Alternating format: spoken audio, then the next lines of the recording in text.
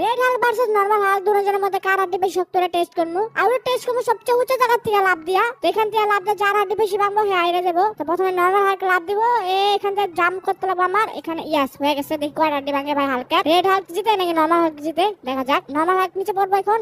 এই ভাই সাপ করা ভাই 120টার উপরে হাড্ডি ভেঙে গেল গা। তো 123টার মতো হাড্ডি ভাঙছে নরমাল হাল্কের। আর এখন লাভ দিব রেড হাল্ক, দেবো রেড হাল্কের কয় হাড্ডি ভাঙে। লাভ দেওয়ার আগে যারা এখন তো লাইক করে না, লাইক করে চ্যানেল তোরা সাবস্ক্রাইব করে দিও। চলো রেডি, দেখি ভাই রেড হাল্কের কয় হাড্ডি ভাঙে। ভাই সাপ এখনই পর্ব নিচ্ছে, দেখা যাক কয় হাড্ডি ভাঙে রেড হাল্কের। নরমাল হাল্কের তো 123টার মতো হাড্ডি ভাঙছে।